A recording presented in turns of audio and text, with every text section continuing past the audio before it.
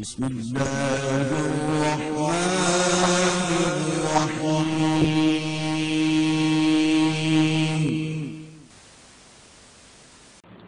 یہ صفحہ 234 ہے۔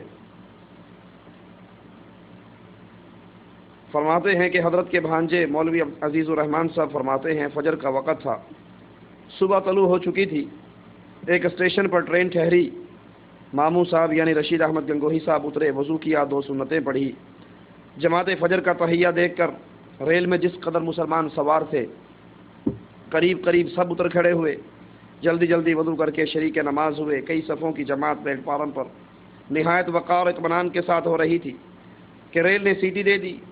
20 نمازی ریل کی آواز پر نیت توڑ کر جلدی جلدی ٹرین میں سوار ہو گئے اور ہنسنے اور کہہ کے مارنے لگے، لیکن امام ربانی اپنے ساتھیوں کے ساتھ اسی اطمینان کے ساتھ نماز میں مشغول رہے۔ تشویش و اضطراب کا کوئی اثر لہجہ میں یا آواز تک میں پیدا نہیں ہوا۔ خدا کی شان ہے کہ ادھر نماز ہو رہی ہے، ادھر ٹرین چیخ رہی ہے، مگر ایک قدم آگے کو سرک نہ سکتی تھی، یہاں تک کہ نمازیوں نے سلام پھیرا اور مختصر دعا مانگ کر ریل میں سوار ہو گئے۔ امام ربانی کا وہاں اپنے قافلے کے سوار ہونا تھا کہ ٹرین فوراً چل دی اور 15 منٹ کا وقفہ ہوا۔ یہ حضرت کی کرامت حسی ہے جس کو ناظرین سمجھتے تھے۔ اب یہ تصرف کہ حضرت نماز پڑھنے لگے ہیں، ٹرین جانے لگی ہے اور کرامت کے ذریعے اس ٹرین کو روک لیتے ہیں جب تک نماز ختم نہیں ہوتی۔ ان کا تصرف اتنا ہے، ان کا کنٹرول اتنا ہے، جس کو چاہے جس مرضی رنگ کے اندر، جس کو چاہے جس طرح مرضی ان پر حاوی ہو جائے، وہ ٹرین کھڑی رہی۔ یہ آپ کرامت حسی کا نام دے رہے ہو۔ آئیے رسول اللہ صلی اللہ علیہ وسلم کی زندگی میں چلتے ہیں۔ فجر کی نماز رسول اللہ صلی اللہ علیہ وسلم پڑھا رہے، سجدہ کرنے کے لیے ہاتھ زمین پہ رکھتے ہیں، سجدہ کرنے کے لیے ہاتھ زمین پہ رکھتے ہیں، جہاں ہاتھ رکھا وہیں پر بچھو تھا، اور وہ بچھو رسول اللہ صلی اللہ علیہ وسلم کو کاٹ لیتا۔ حضرت کی کرامت حسی اور حضرت کی تصرف کا تو یہ عالم ہے کہ باوجود کوشش کے ٹرین ہل نہ سکی، انہوں نے ایسا اس پہ کنٹرول کیا، لیکن رسول اللہ صلی اللہ علیہ وسلم کو نہ علم ہے نہ اس پر تصرف ہے، بلکہ دوران نماز اس کاٹنے والے بچھو کو مارتے ہیں اور فرماتے ہیں اللہ اس پر لعنت کرے، نہ نمازی کو چھوڑتا ہے نہ غیر نمازی کو، نہ نبی کو چھوڑتا ہے نہ غیر نبی کو۔ جنگ کا معاملہ ہے، رسول اللہ صلی اللہ علیہ وسلم کفار آپ کو نماز نہیں پڑھنے دیتے اور نمازوں پہ وقت گزر رہا، آپ جنگ میں انتہائی مشغول ہیں، اور جب اس سے فراغت ہوتی ہے پھر نماز پڑھتے ہیں اور کفار پر بد دعا کرتے ہوئے کہتے ہیں اللہ ان کی قبروں کو آگ سے بھر دے، انہوں نے آج ہمیں نماز سے غافل رکھا۔ یہی وہ انداز ہے شیطان کا کہ وہ ان بزرگوں کو اتنا بلند کرتا ہے، اتنا اس کو اٹھاتا ہے اور ان کی کرامات اس انداز میں پیش کرتا ہے کہ انسان سمجھتا ہے کہ یہ دنیا میں تصرف کرنے والے ہیں، یہ ان کی کرامات ہے جس پہ جو چاہتے ہیں ویسا ہی کنٹرول کر لیتے ہیں، لیکن رسول اللہ صلی اللہ علیہ وسلم نے جو شریعت ہمیں دی ہے اس میں کنٹرول کرنے والا، تصرف کرنے والا صرف ایک اللہ ہے۔ اگر جنگ اللہ کے نبی پر ایسی غالب آ جاتی ہے، آپ کی نماز کا وقت نکل جاتا ہے، نماز نہیں پڑھ سکتے، آپ نے اپنے تصرف سے نہ کفار کو دور رکھا، نہ اپنے تصرف سے دوران نماز کاٹنے والے اس جانور کو دور رکھا۔ بسم اللہ الرحمن الرحیم۔ محترم سامعین، کرامت کو کرامت ہی سمجھنا چاہیے جس میں اللہ کی قدرت کا فرما ہوتی ہے، بندے کا کچھ اختیار نہیں ہوتا۔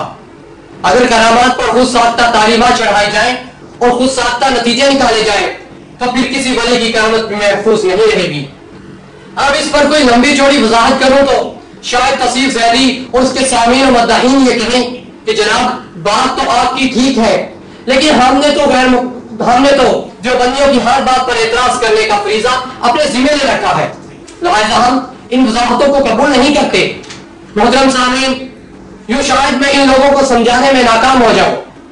میں ان سب کو اس کتاب کی طرف لے کر چلتا ہوں جس کا نام کرامات اہل حدیث ہے۔ اس کا نیا ایڈیشن سن 2002 میں چھپا اور اس کے ڈسٹریبیوٹر مکتبہ دارالسلام والے غیر مقلد ہیں۔ اس کے صفحہ نمبر 178 پر جو کرامت درج ہے وہ میں ان کو سناتا ہوں، جس کا عنوان ہے، آئیے کتاب سے دیکھتے ہیں۔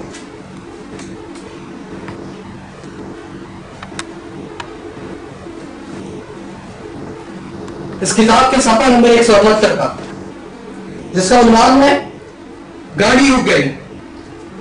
حضرت مولوی نور الہی صاحب کی دوسری بڑی خوبی یہ تھی کہ نماز بڑے سکون سے ادا کرتے تھے.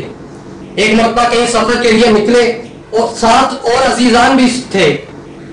آپ ریلوے اسٹیشن پر پہنچے, ٹرین میں ابھی وقت باقی تھا کہ آپ نے نماز شروع کر دی.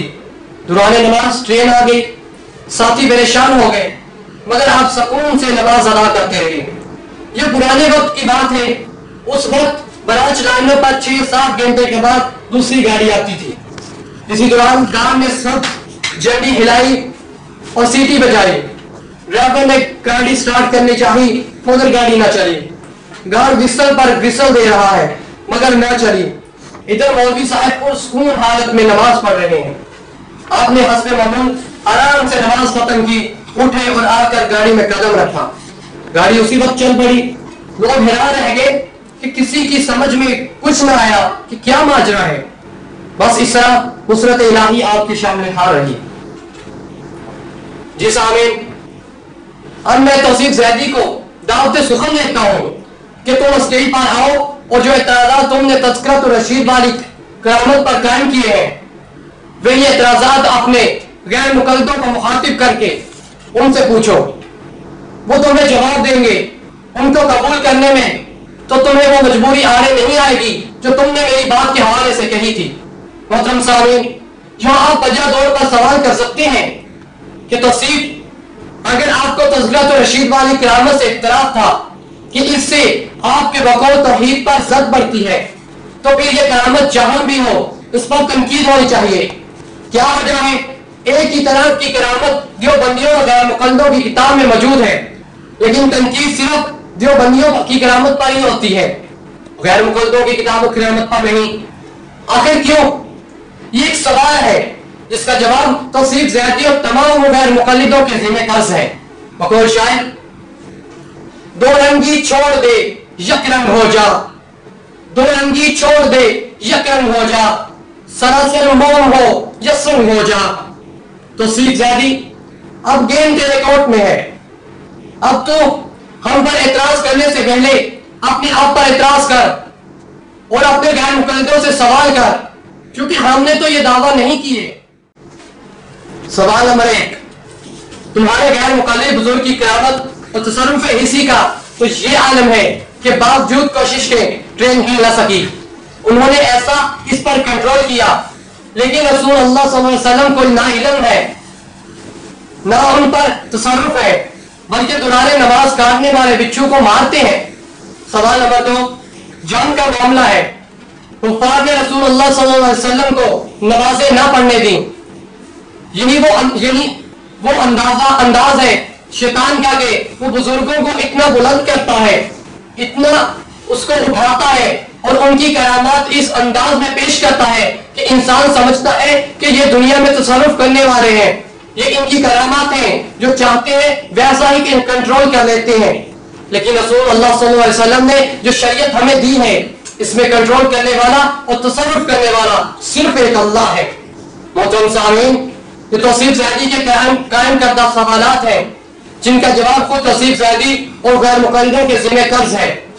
ورنہ جو دعوے اس نے ہماری طرف منسوخ کیے, ہم نے تو وہ دعوے نہیں کیے.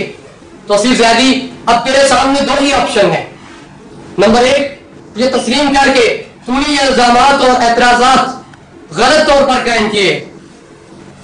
اب اپنے الفاظ واپس لیتا ہوں.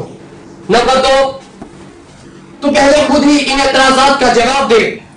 توصیف زیدی, مجھے تجھ پر ترس آتا ہے کہ میں تجھ کو مشورہ دیتا ہوں کہ علماء دیوبند اہل سنت والجماعت پر اعتراض کرنے سے پہلے اپنے مسلک کا مطالعہ کر پھر میدان میں آ, کیونکہ تیری حیثیت بقول شاعر تجھ کو شاید خود معلوم نہیں اپنے گھر کی بات, تجھ کو شاید خود معلوم نہیں اپنے گھر کی بات, جب بصیرت ختم ہو تو کیا پتا دن ہے کہ رات. والسلام. دو الزام پیچھے نصیحت گروں کو, دو الزام پیچھے نصیحت گروں کو, ٹٹولو ذرا پہلے اپنے گھروں کو. دو الزام پیچھے نصیحت گروں کو, ٹٹولو ذرا پہلے اپنے گھروں کو. کہ خالی ہے یا کہ خالی ہے یا پرذخیرے تمہارے، کہ خالی ہے یا پرذخیرے تمہارے، برے ہیں کہ اچھے وتیرے تمہارے۔